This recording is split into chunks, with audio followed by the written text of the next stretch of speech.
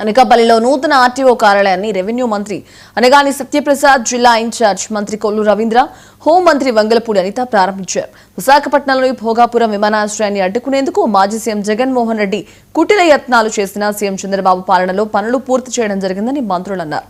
రాష్ట్రంలో రెవెన్యూ వ్యవస్థను ప్రక్షాళన చేసే దిశగా సీఎం, డిప్యూటీ సీఎంలు కృషి చేస్తున్నారని మంత్రి వంగలపూడి చెప్పారు.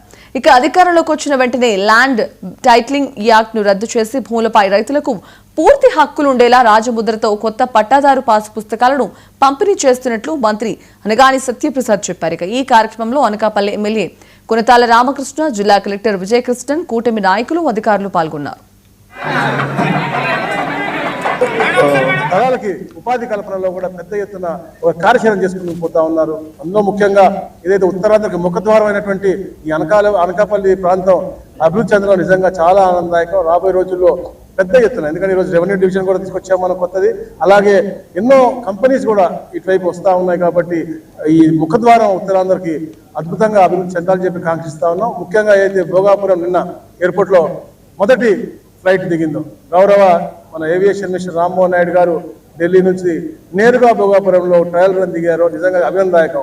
2014లో రాష్ట్ర విభజన జరిగిన తర్వాత ఒక అద్భుతమైనటువంటి ఎయిర్పోర్ట్ ఉండాలి అనే లక్ష్యంతో ఆ రోజు భోగాపురం ఎయిర్పోర్ట్ చేస్తే, గత పరిపాలకుడు 2019 నుంచి 2024 పరిపాలించినటువంటి రాక్షస పరిపాలకుడు దాన్ని ఆపాలని చెప్పి చూసి కోర్టులో కేసులు వేసిన సంగతి మనం చూసాము.